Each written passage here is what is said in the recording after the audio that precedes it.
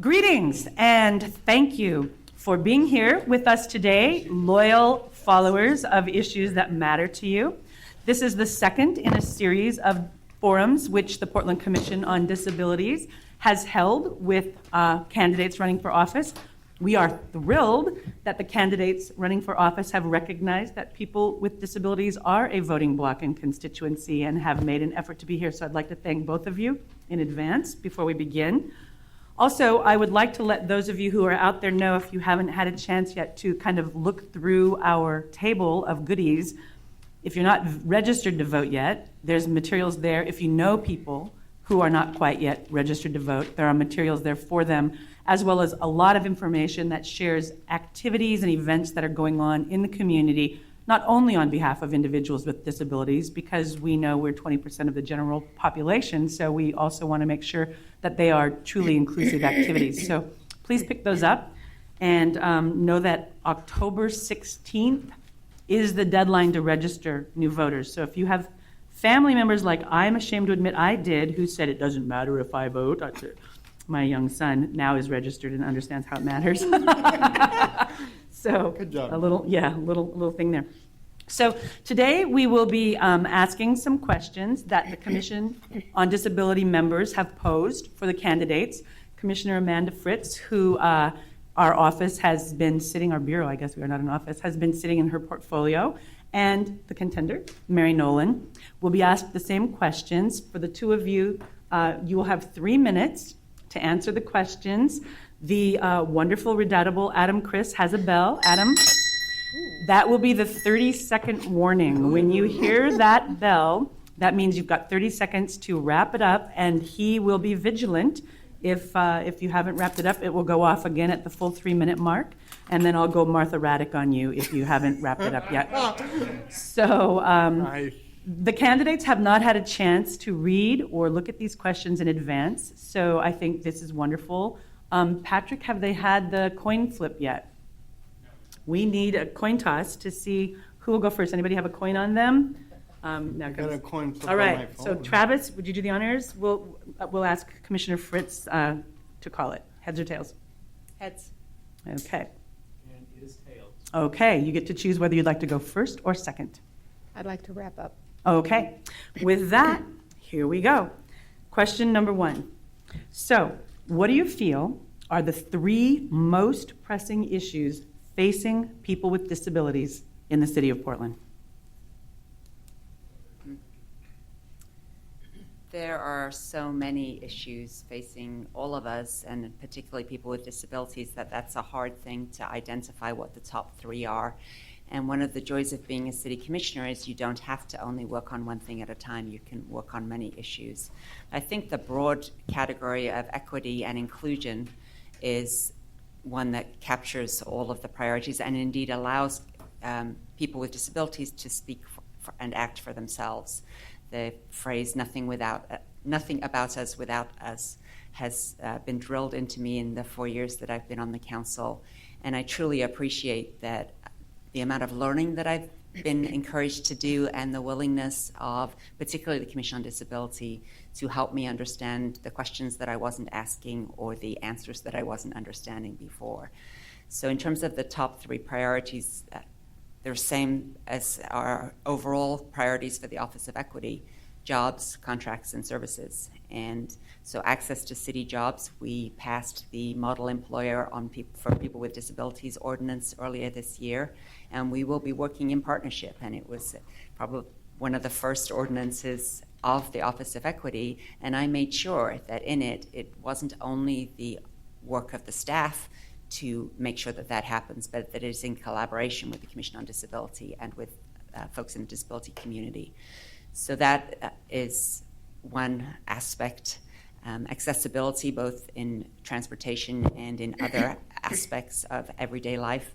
We passed the resolution on captioning, open captioning for all city videos, and are making sign language available both today, but also we had it at the lobbying agenda setting meeting that we've had every year since I've been on the council. It was something that Sam and I initiated, And this year we had sign language interpretation as well as Spanish language, and at one of the forums we had Somalian language interpretation. So that those, the range of challenges that we all face, and particularly those faced by people with disabilities, are part of the reason that I'm running First Council again, that we've made a good start these 4 years, and there's still a lot of work to do, and I'm looking forward to doing it in partnership with the Commission. Thank you. So you get to reset it there, Adam. Yep. While he's resetting, I've forgotten to do introductions. I'm so sorry. I am the chair of the commission, Nyla McCarthy. Commissioners who are moderating with this forum are Commissioner Chris, Adam Wall, Jan Campbell, Jules Harris, Joe Vanderveer, and Levon Heister, for those of you who do not know. So I apologize for having done that. So Ms. Nolan. Thank you. There are lots of challenges, I'll agree with that. But I'm going to focus, since the question asked for the top 3, I'm going to focus on educational opportunities and access to full opportunities in education. Not directly a responsibility of City Hall, but something I think city commissioners can and really ought to provide leadership, encouragement, insistence on. And I'm talking not just at the K-12 level, even if we want to start before that, Head Start and early childhood programs, but all the way through to community college and higher education as well. And you know as well as I do, perhaps better, certainly better than I do, the challenges that students with disabilities face in accessing appropriate education that helps them complete their school, whether it's a high school diploma or an associate's degree or a bachelor's degree or postgraduate degree, but helps them complete that in a way that is timely for them, accessible for them, and ultimately successful for the student. The second area I'd say would be in safety.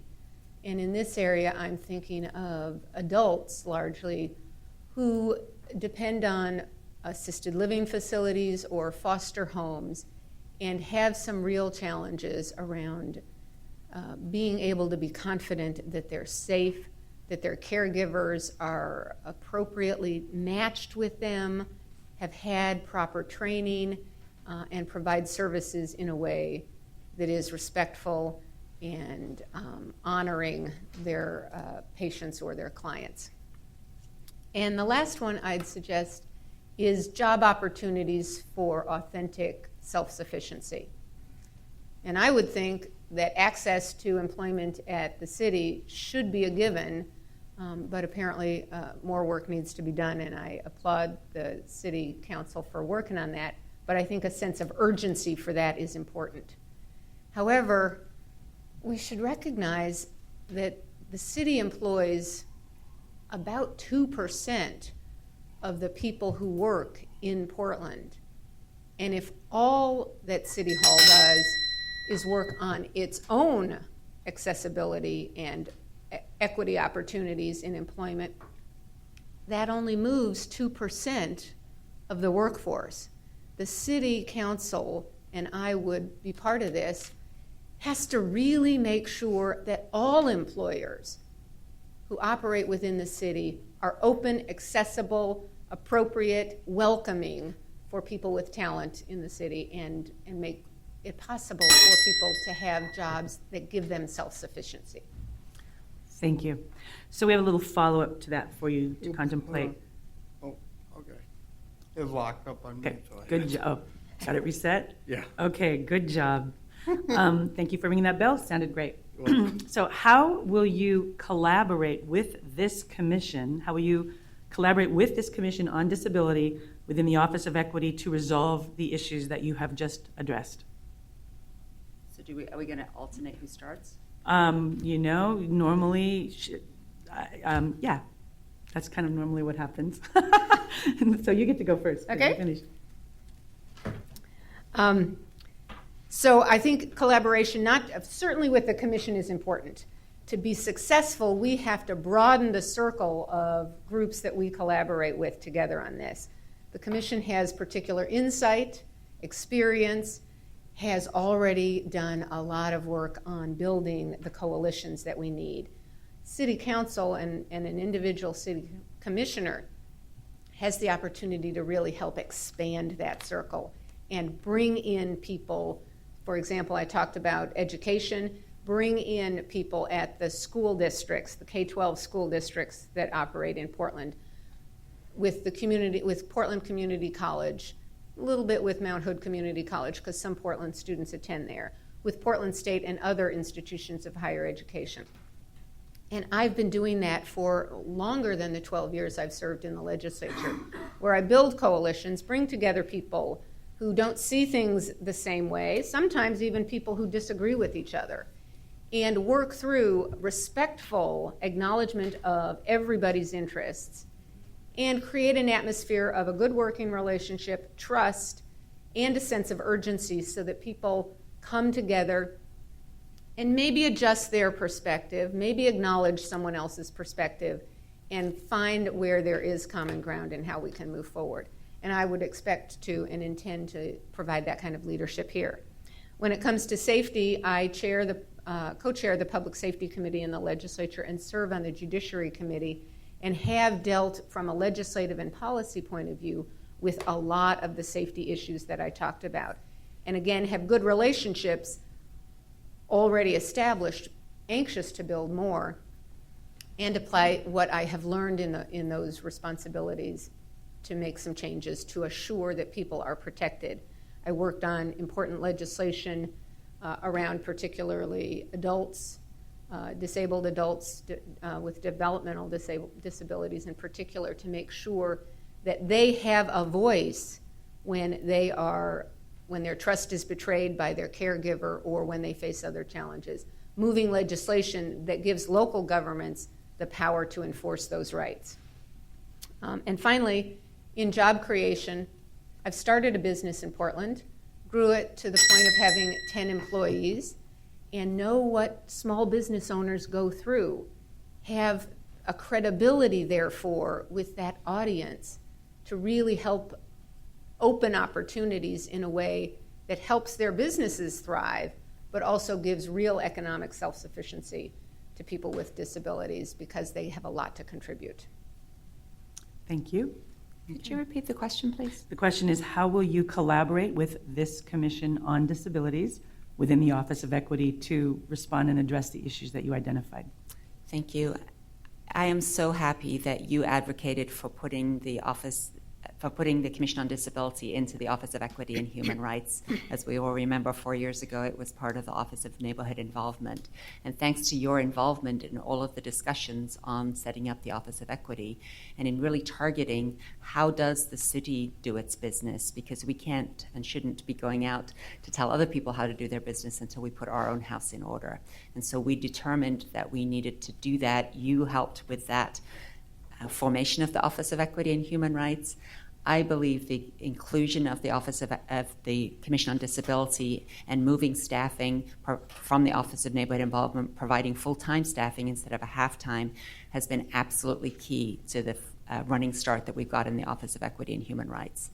That your involvement helps a lot more people understand what equity means. When you talk about race, and certainly people with disabilities are people of all races as well, but racism is more of an emotionally charged word, perhaps, than ableism, although I think we've all experienced, and certainly you experience, the discrimination based on ability.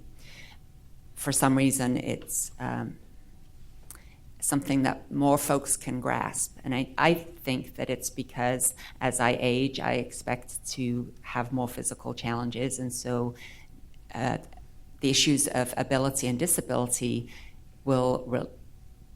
are my concern in a way that I won't experience what people of color experience in our community today. So I will continue to do what I've done for the past 4 years. You will be my key partners, my honored partners, and I especially like the way that we set up the Commission with representation from lots of different interest groups. I understand the move a little bit away from that based on the way the Commission is developing and evolving, and that can be a good thing too.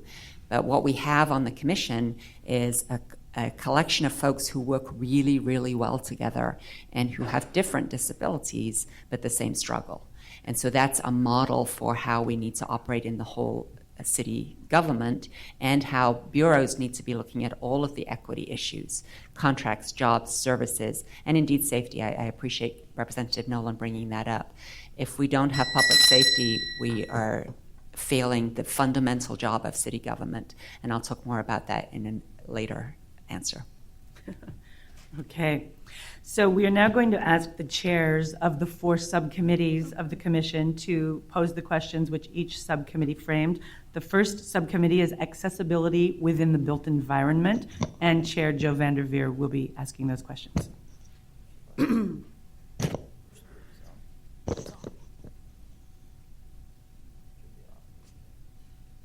Okay, your question is about housing. One of the primary challenges facing Portlanders with disabilities is a critical lack of affordable, accessible housing options. This deficiency has already reached a crisis level, and under current policies will only get worse as our population ages and the need for accessible housing increases in areas of high opportunity.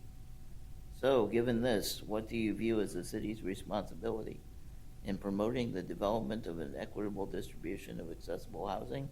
And what would be your plan to increase housing options for people with disabilities throughout the city?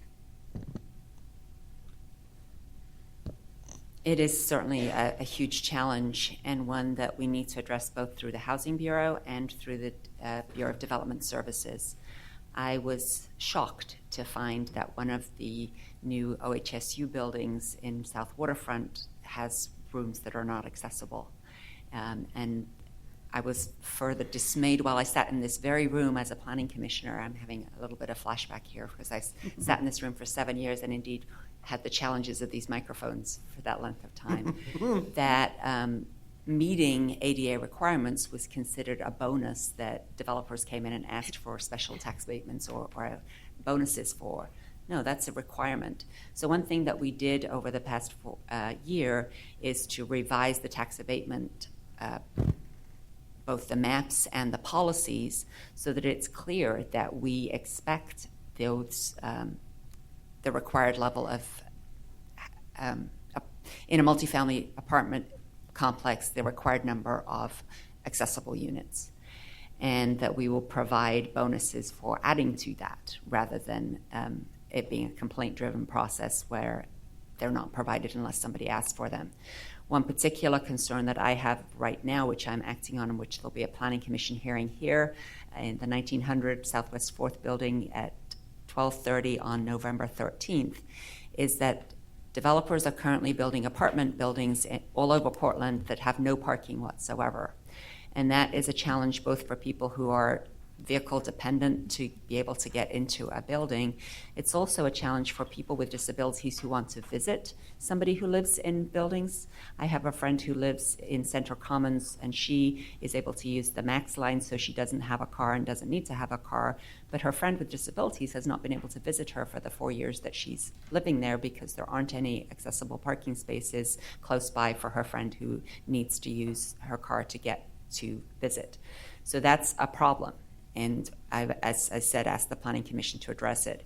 So there's some overall big picture policy, and then there's the implementation on the ground. What does the policy and how does the policy get translated on the ground? Having been a community organizer and in particular a land use chair for 15 years and on the Planning Commission, I understand and can connect, and I have made the connections for my colleagues on the council between some of the big picture policies that we enact and how they do or don't get implemented on the ground.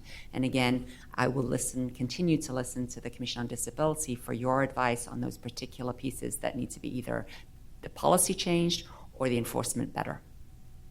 Thank you. Ms. Nolan. Thanks. I see this breaking down into 3 particular areas that need focus. The first one is the regulations. Second is funding, and the third would be leadership.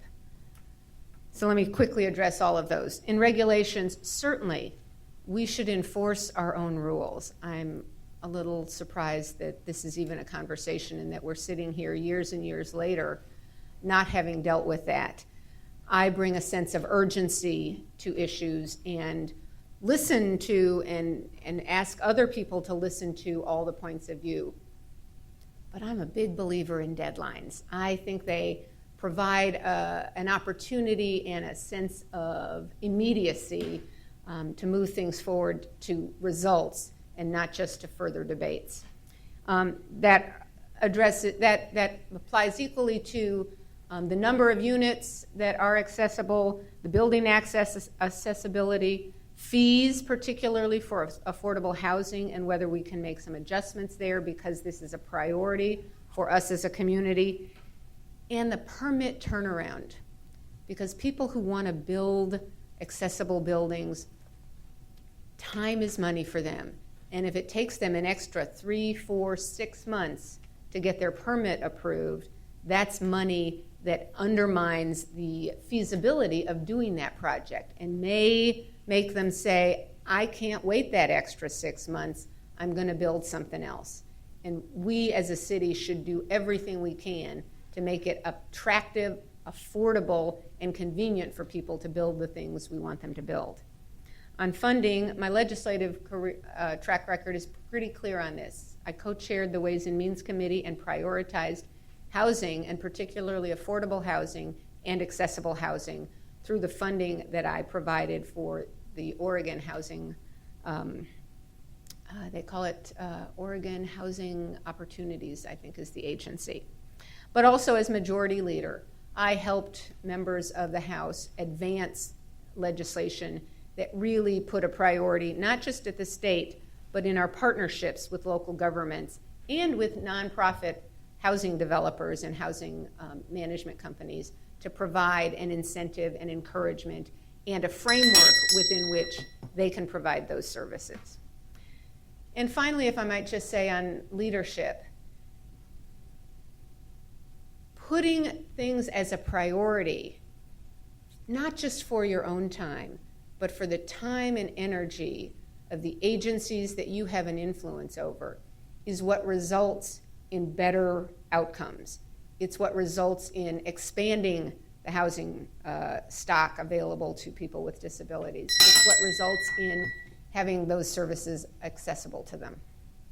Sorry. Thank you. I'm giving you too much work here, aren't I, Adam? No. He's happy. All right, Commissioner Fritz. Oh, follow-up, that's right. I hadn't asked it yet. Where'd my brain go? Okay, here's a follow-up. If an effort to repeal the state ban on inclusionary zoning is successful in the upcoming legislative session, how would you utilize IZ to address the accessible housing crisis? Mm. Actually, it's you, Ms. Nolan. It is. That's a tantalizing prospect. And I have not, I think it's fabulous, but I haven't formulated exactly how I'd approach it. But I do believe that Portland, certainly as the largest city, the most progressive city in the state, there are some other cities that we ought to join up with, but Portland ought to provide the model, the successful model, showing very early on how this new tool can be used successfully.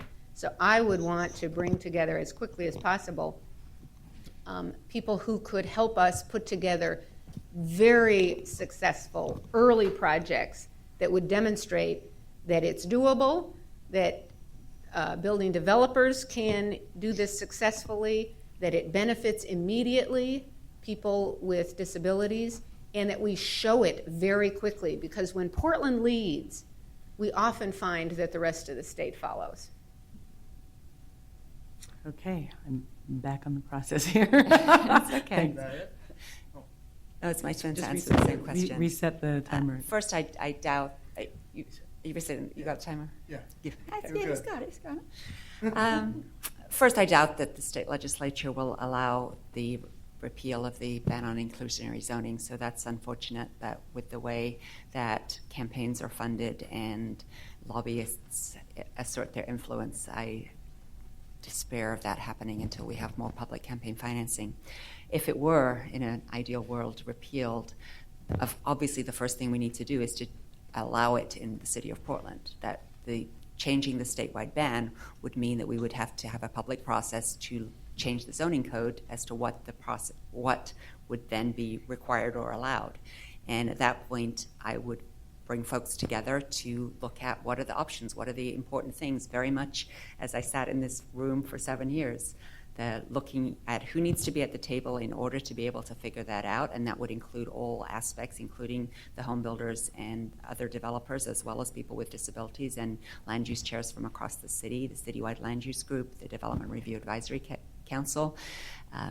What is it we could do under a new world where we have a change in the regulations? So it's great to have an urgency to get to doing something, but the good thing about the land use system in the state of Oregon is that citizens are required to be allowed to participate in making discretionary decisions, and they're required to be allowed to participate in setting up the regulations. I think the process of doing the regulations, especially with people who know how the current regulations don't work on the ground, either for people with disabilities or for neighbors in the neighborhoods, is a wonderful process whereby we get together and we figure out what should the new rules be. And then we don't just enact the new rules, we then have a report back. So everything I've brought to council so far, I believe, has had a reporting requirement so that after a year we look at, did we do it right? Did we do it wrong? What are the improvements that need to be made? As a nurse, I was a nurse for 27 years before I was elected to the city council. And as a nurse, I don't just give a medication and just assume that it's effective. I go back in an hour and find out, is your headache feeling better? Similarly, with the projects that I've done in the city council, I go back and look at, is it working? Is it not working? What do we need to do better? And it's a continual improvement. I've learned a lot over my first term, and I'm ready to put some improvements into effect in my second. Okay, thank you.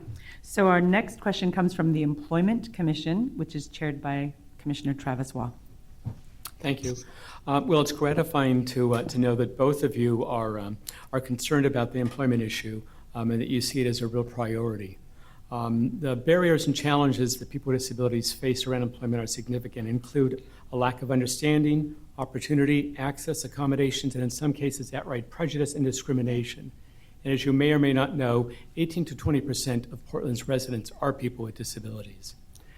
So it was with this that we approached the council about the ordinance that it now in fact has passed, making the city a model employer of persons with disabilities.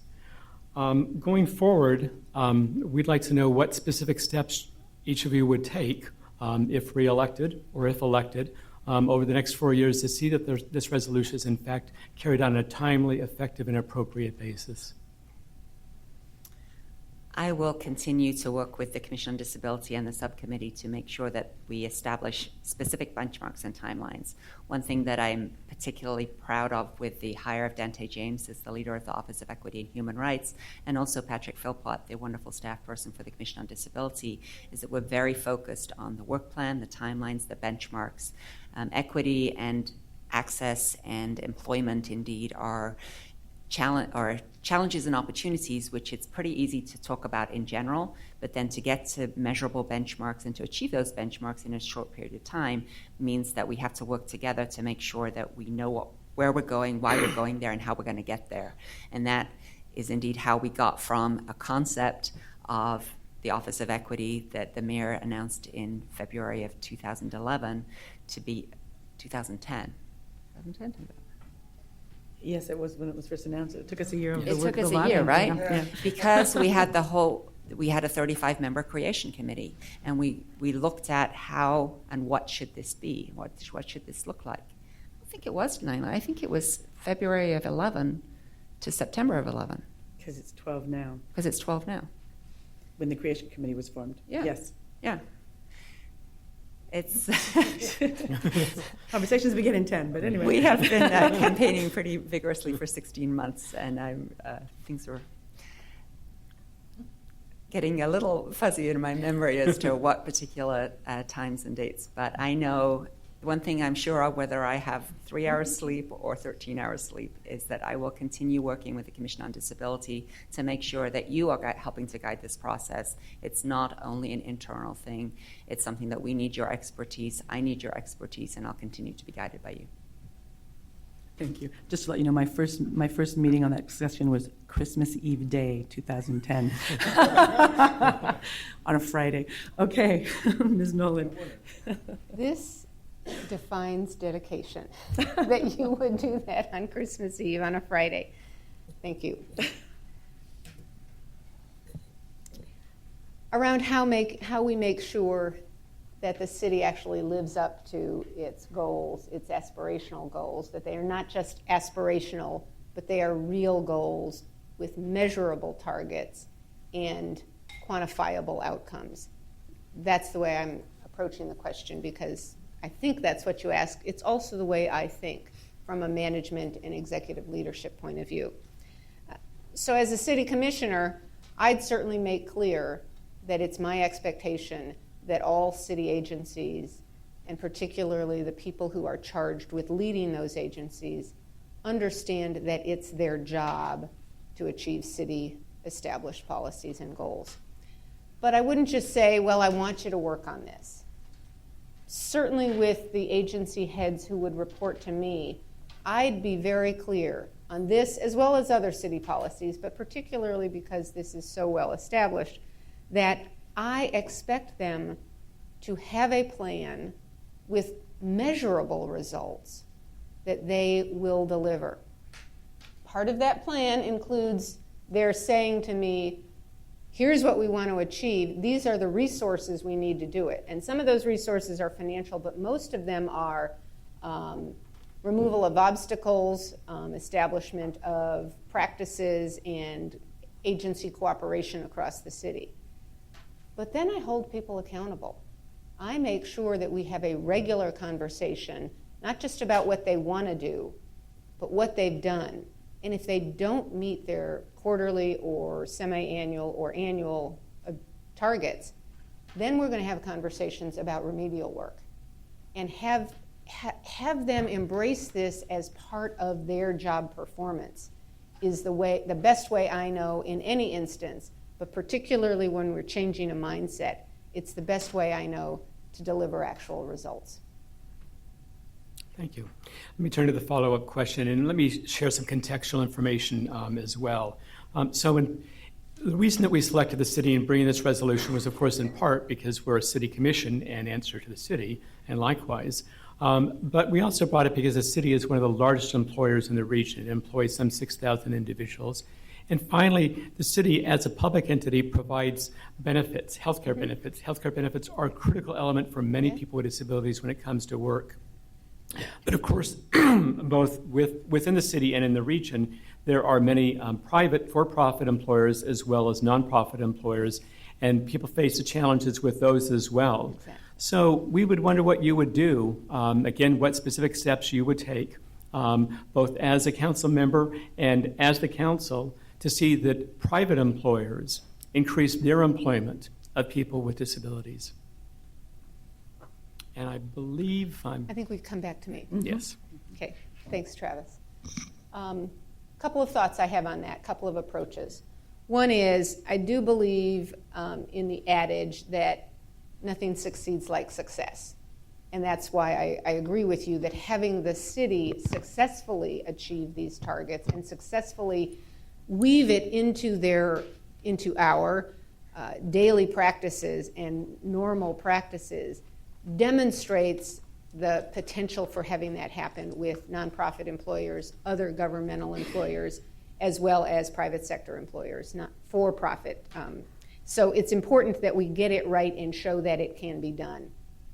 Secondly, having really good relationships with people who are employing people in Portland, particularly people who are expanding their workforce here, because that's the best opportunity for us to expand opportunities for all people, including people with disabilities. I started a business with a partner about 17, 18 years ago. We started with just 2 people, grew the business to having 10 employees. So I know what it's like to recruit, train, retain employees, know what it's like to have those employees, depending on my business success, to be able to pay their rent, to be able to feed their families, to be able to save a little for their kids to go to college. And as a result, I have some credibility with private employers, and I think I can bridge some of their concerns or anxieties, or in the earlier part of your question, you talked about downright prejudice and being able to confront that. There are some models out there of really good success that I'd want to work with the Commission to see if they can be adapted to forwarding this as well. For example, I am a 30-plus year supporter of Basic Rights Oregon, and they have stitched together a fabulous coalition of employers who have made commitments to employment practices that are non-discriminatory to gay, lesbian, bisexual, transgendered applicants as well as employees. And I'd like to see if there are aspects of the way they succeeded in making that an attractive thing for employers. Is that something we can apply to this commission? Maybe not exactly the same way, but if we can learn from their successes and build on that and create a sense that this is the cool place to be for employers, I think we'll have a lot of success. Commissioner Fritz. Well, this commission is the best advertisement for employment of people with disabilities that I can think of. And even though we don't pay you, we should.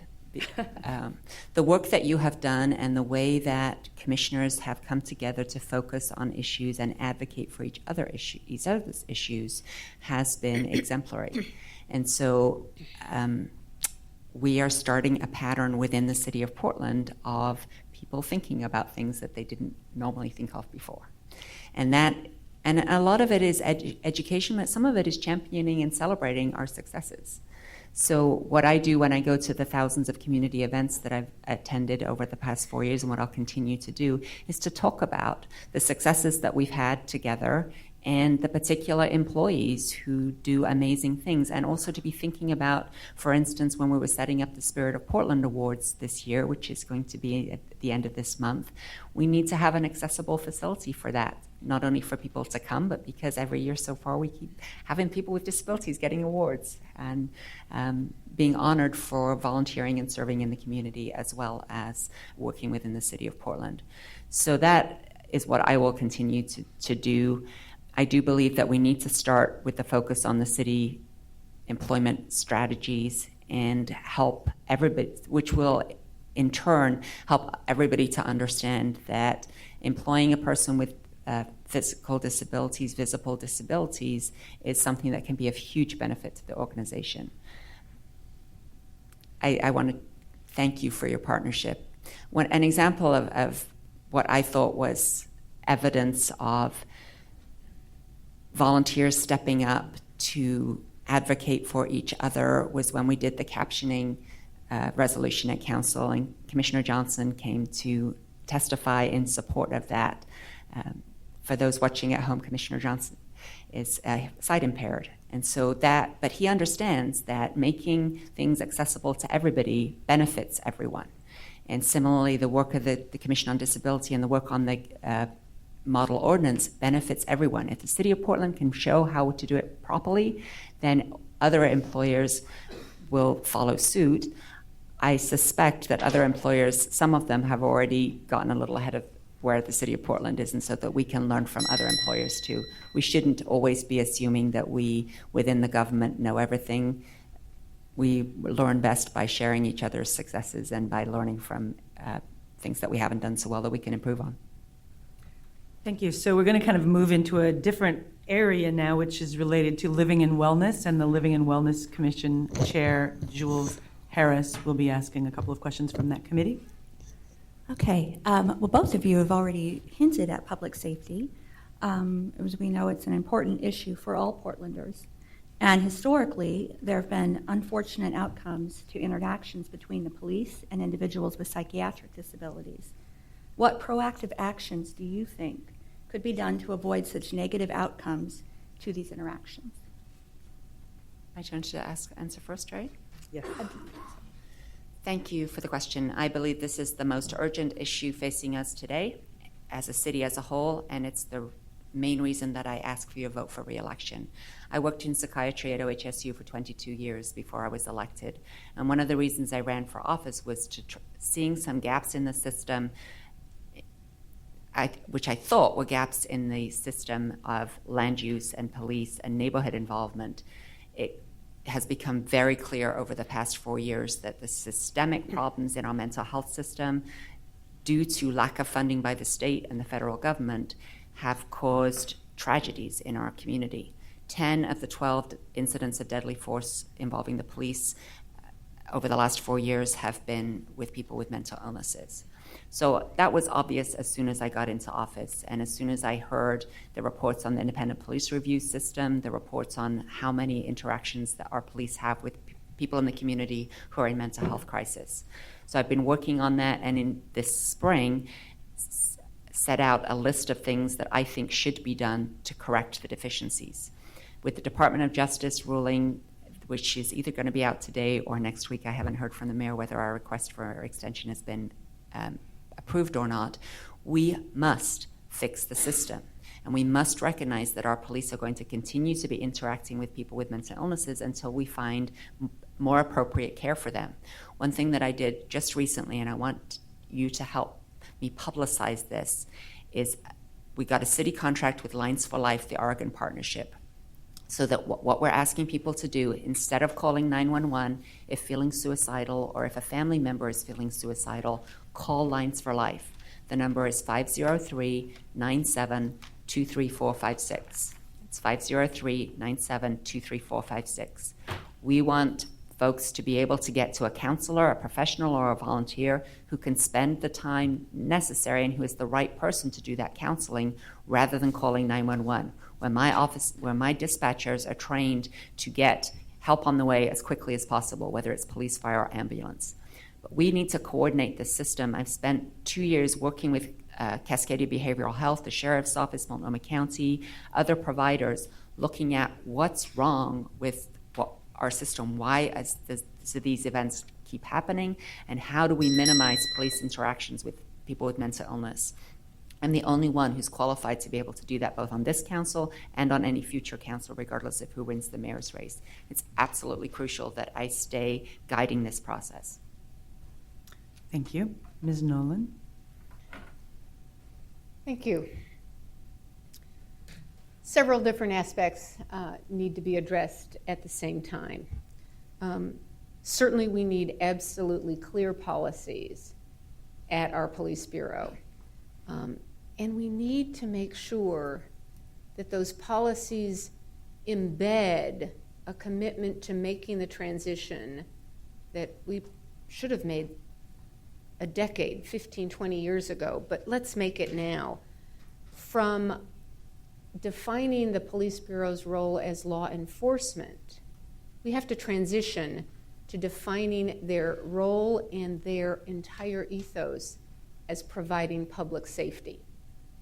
We kind of trade those terms back and forth, but they're very different.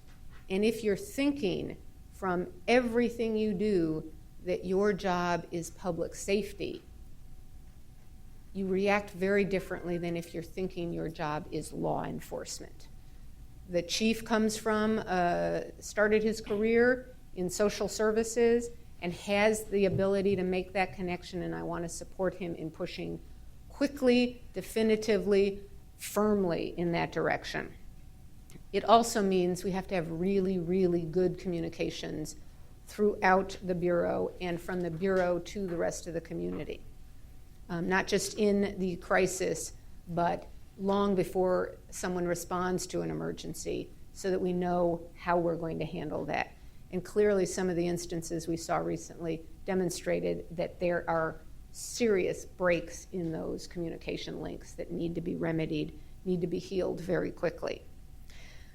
We have to provide the resources to make this work. And that includes resources in staffing at the Police Bureau, but more urgently, it also includes staffing and resources at social service agencies and responders, so that we have the right people with the right tools and the right training to respond to the instance. And then that leads to the final thing, or at least the third most important thing, which is training, both of our responding first responders, but also of the community at large, and how we make sure that the training matches what I started with, which is the transition to we are here for public safety. We're not just here to enforce the laws, we're here to ensure the safety of everyone, including people who are in crisis, including people around them, including their family, their neighbors, people who might be affected. Couldn't be a better setup for your follow-up question. I know. Both of you did. And I didn't know that. So the follow-up question is, how would you improve the training and awareness for all public safety personnel, and I'm going to say across disabilities? So not just psychiatric disabilities, but physical, non-apparent, the gamut.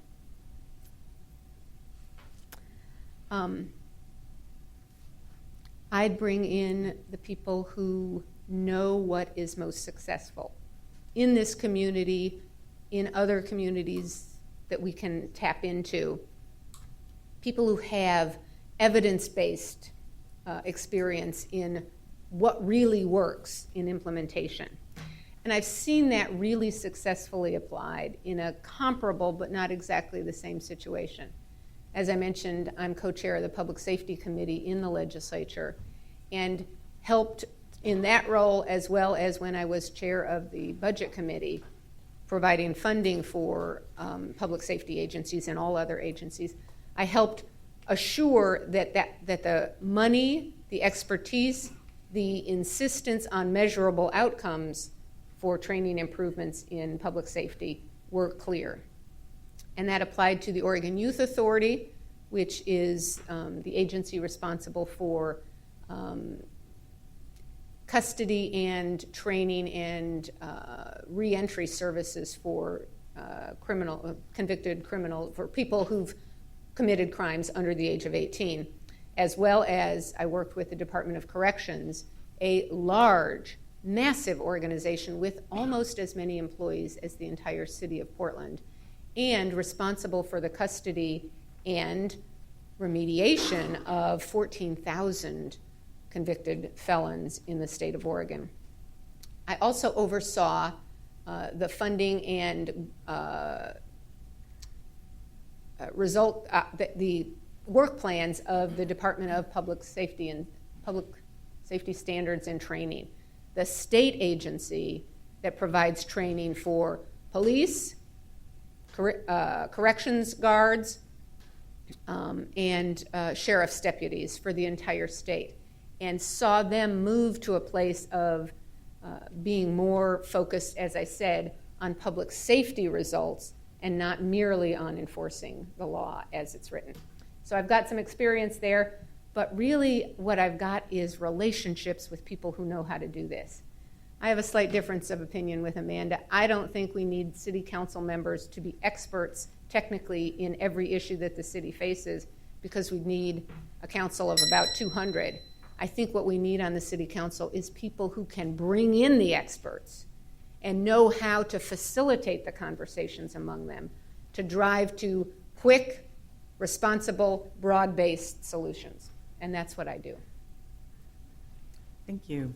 Commissioner Fritz? Could you repeat the question again, please? Absolutely. How would you improve the training and awareness for all public safety personnel across all disabilities? Keep bending down. Thank you. We have recently, and when I say we, I mean you, the taxpayers, and the City Council has purchased an $18 million facility for the police. So for the first time in their history, they will have a place where they will do all their training, which will allow for more training hours and less hours traveling to Scappoose and the coast and goodness knows where else they've been doing their training up until now. So there needs to be more training. There needs to be more frequent training. The officers get their training largely at the beginnings of their career. And that is often before they've had the experience of being out on the streets and encountering people exhibiting manifestations of mental illness. So it's important to have an annual refresher and a discussion place as to best management practices. As a nurse, I had annual trainings and reviews, and also the opportunity for peer discussions of something went well, something didn't go well, how do we do it better the next time? There needs to be that sense of community within the police force, that it's less of a police force and more of a public safety body. We need to go back to having the crisis intervention team, as well as having every officer trained. Most important, how to go about the training is to have people with life experience, lived experience, helping with that, establishing relationships with the police.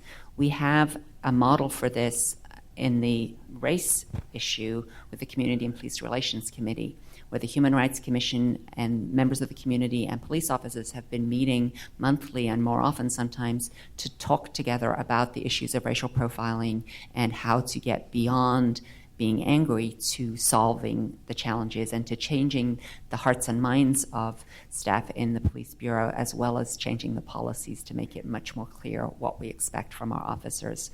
One of the improvements that we made in our police's both training and actions was a result of my experience at OHSU, where Dr. Maggie Bennington Davis, who was working at Salem Hospital at the time, is a nationwide leader on the issues of how to care for people in mental health crisis. And she developed what she calls the sanctuary model, where instead of putting people in seclusion and restraint, staff clear the area and make sure that everybody else is safe and give the person a chance to settle down and to be less scared. That's been translated into actions with the police now, where if somebody's feeling suicidal but they're not a danger to somebody else, in certain prescribed situations, which we helped work out what those are, the police will now back off and give the person time to de-escalate rather than rushing in with guns and tasers blazing, and we've saved lives with that policy. Thank you. We're going to move beyond safety now, and we're going to move to the broader issue of outreach and awareness about people with disabilities. And Committee Chair LaVon Heister will pose those questions. Hello.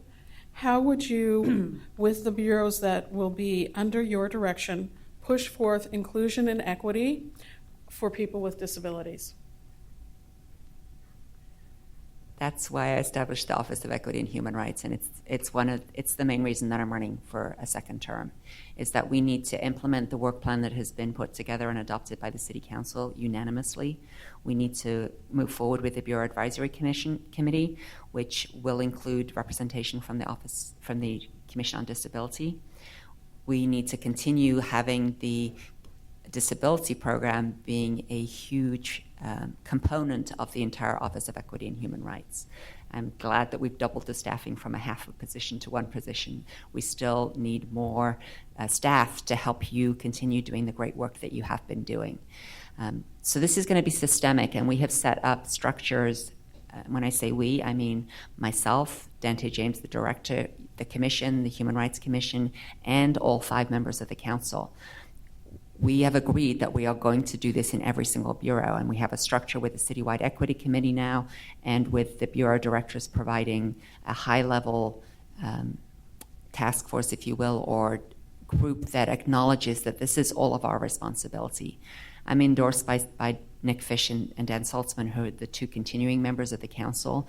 So with my re-election, we'll have a core who understands where we've been with the equity work and who agrees that we need to keep moving forward with it in a manner which is collaborative and not pointing fingers, and encouraging rather than the word accountability, I think, has many different meanings and is held by some as a stick rather than a carrot. For me, I know that there's a lot of great staff in the city of Portland who are wanting to do the right thing for all of the citizens of Portland.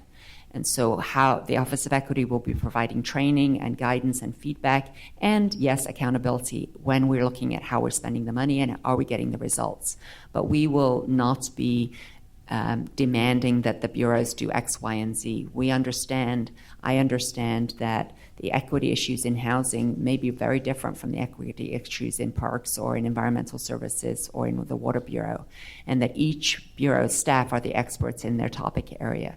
So what the Office of Equity staff will be doing is that training and that guidance and the setting of expectations, and then the accountability in terms of results. Each year so far, Sam and I instituted the budget mapping process where we look at where the money is spent in different geographic neighborhoods. I'd like to expand that in my second term to look at how is the money spent within the bureaus on issues of disability and access. Thank you. Would you care to respond, Ms. Nolan? Sure, thanks. I started to address this question in my answer to an earlier question about my requiring agency heads who might report to me to have very specific, not just plans, but measurable outcomes. And I think that applies here as well. Part of the way I approach leadership is to empower people to do as much as they can, to stretch their objectives and then to go reach them. And I do that as well here in terms of making sure it's very clear that these are expectations the city has established, and I am going to have a regular conversation about what results you're delivering in order to make that happen. And I've been successful at doing it in a couple of different environments. When I led the Bureau of Maintenance, Public Works Maintenance, and the Bureau of Environmental Services, those were agencies in the 90s that were nearly all white, very few women, certainly very few women working in roles other than clerical positions. And I set the expectation, worked with people, made it feasible, but made it clear that it was expected. We doubled the number of women in field jobs, in technical and engineering jobs. We expanded dramatically, I can't remember the exact statistic, the people of color holding non-traditional jobs. And we didn't just stop with hiring people. We made sure we established in-house advancement ladders so that people didn't just get an entry-level job and that was it. We wanted to make sure that through our professional development and in-house training that we provided opportunities for advancement. So it was a career, not just a job. And I've supported legislation as a member of the legislature that set the same kinds of standards for state agencies. When I managed the state's budget, we set the same kind of measurable results. And it wasn't just about if you're the Department of Transportation, how many miles of highway you repair, but it was, does your workforce reflect the people that you're serving? Can everyone who is a customer of yours come in and see themselves among your workforce? And again, measurable objectives with outcomes that they were accountable to achieving. That's the way I'd approach it. Okay, our follow-up question. Okay? Given the wide range of disabilities, how would you increase participation in decision-making processes from the diverse disability community? And we have examples if you need them. That would be great. Some of the examples are the Portland Plan, the Portland Housing Bureau, decision-making processes, transportation in general, because there's many aspects that are covered at the city, decision-making. What I would draw from my experience, not only in executive and management roles as legislative, but also in my experience leading some pretty substantial nonprofit organizations in Portland as board member and as chair of the board.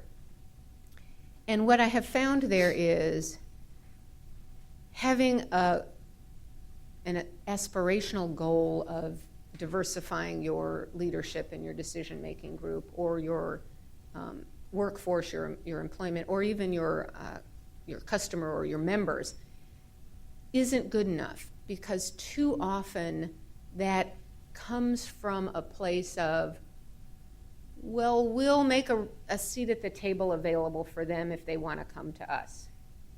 And that may be a little bit of a harsh description, but I think that's the way too many groups approach it. Instead of saying, we want to be authentic about this.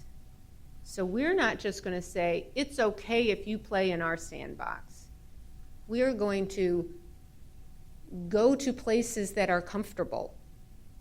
We're going to speak in terms and language that resonate with you. We are going to change our thinking so that it is expanded to see the world from other people's points of view, instead of just saying, we know the answers, and if you want to join us, we'll let you play.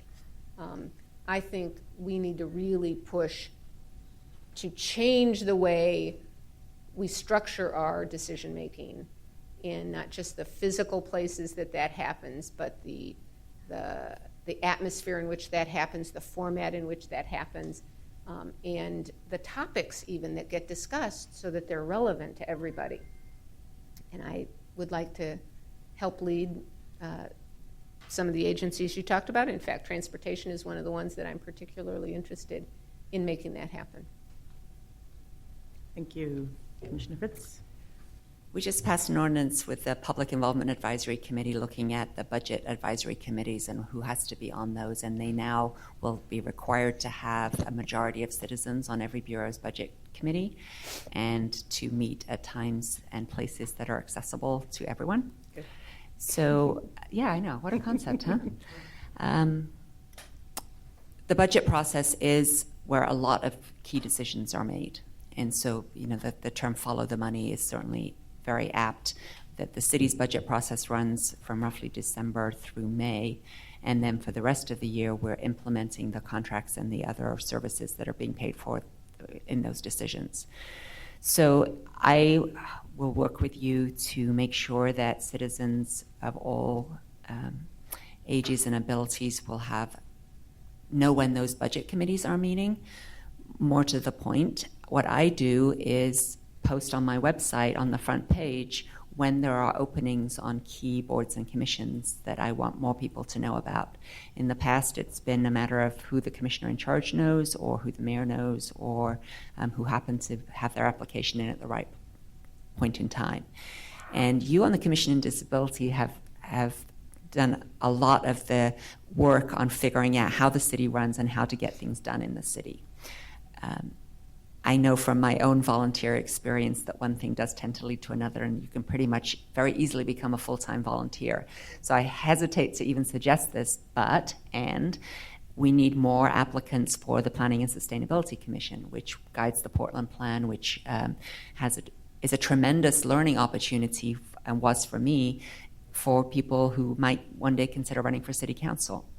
So there are already structures in place within the city where we do have boards and commissions that we want people to participate in. In the Office of Neighborhood Involvement, we have the Diverse Civic Leadership Program, which has 6 identified underrepresented groups, including Elders in Action, where we provide training to other community members who are not necessarily on the Elders in Action Commission or on some of the leadership of the Center for Intercultural Organizing or Latino Network or whatever, but we provide training for young and old folks who want to learn more about the city government. How is it, and Metro and the county, and who do you advocate for what services, and how does the system work?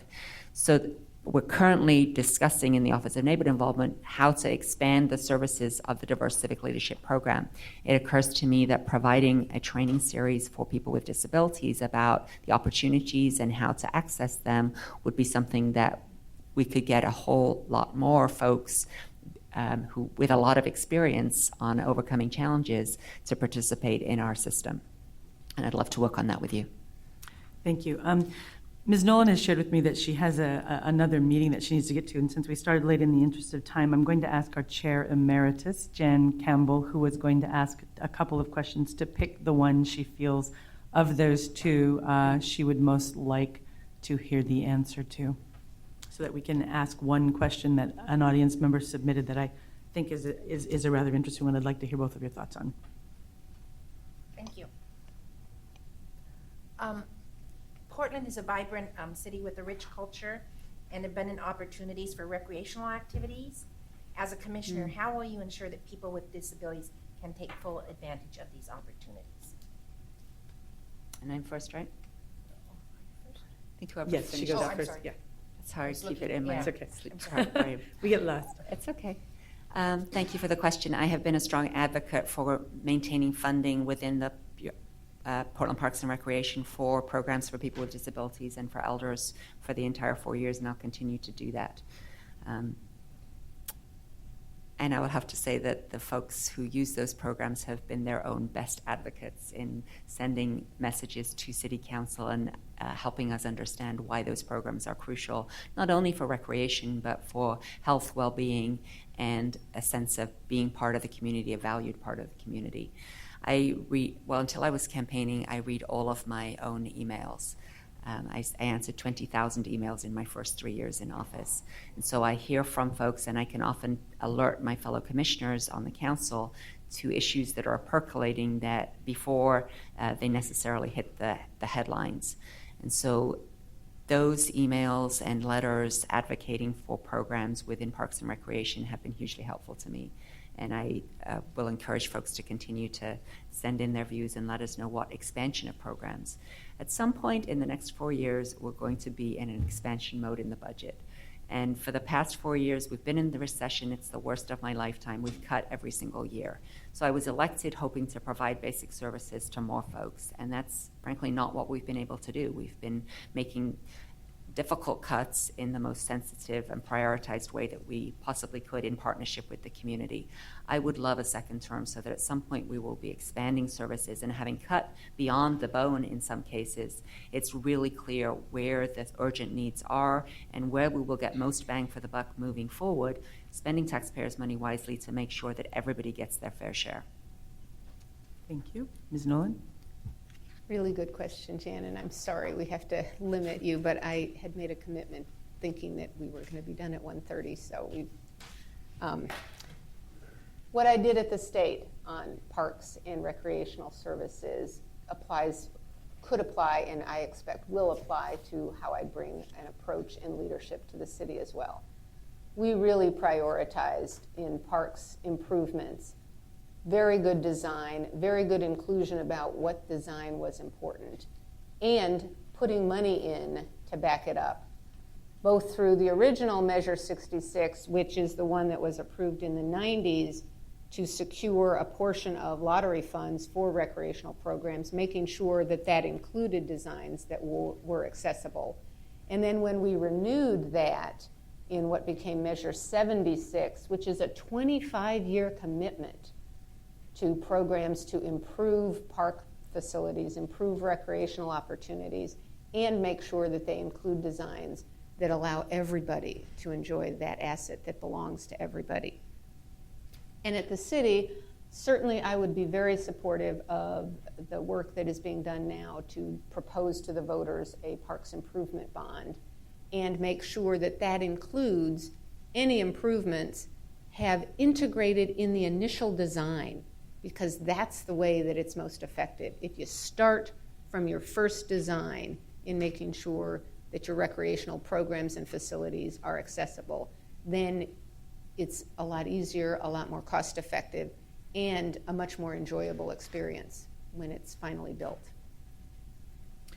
Thank you. I do have one last question. This was submitted from an audience member, and as a prelude, I would just like to say this is a new commission. It's only been in existence for a couple of years. There were many people in the community at large that assumed that this was going to be another lame duck citizen commission. And while our audience today may be small, we've certainly managed to leverage over 100 people and fill the city hall with the most diverse group of people. When it was time to do the Office of Equity, we had over 100 people show up around the Portland plan when we realized that people with disabilities were conspicuously absent in the final draft. And we intend to continue to push for some issues. Bravo. So the question from the audience member, I think, is a curious one. Mayoral candidate Charlie Hales has said that he would bring the Office of Equity and Human Rights under the mayor's direction rather than the city commission. We obviously have some interest in what will happen with that agency, and we would like to know your thoughts. And you get to go first. I think there's a lot of merit to the suggestion that it be part of the mayor's portfolio, because if it is, it can be integrated into the agencies that actually have the hammer, if you will, to assure that other agencies comply.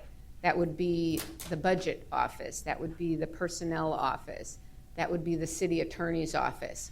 If you have those organizations making sure that the expectations are followed through on, that all the bureaus meet the standards, the goals, the outcomes that we want, I think that puts a good bit more heft behind it, and there's something intriguing about that possibility.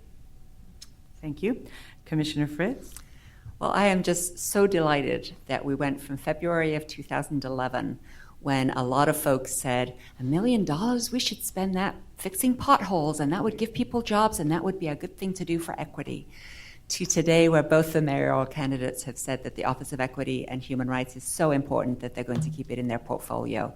And it is evidence of the work of this commission, which anything less like a lame duck I could not imagine, and of the Office of Equity's small but mighty staff and all of our community members doing it together, that we are already seen to be so successful that the mayoral candidates are saying they're going to keep it in their office.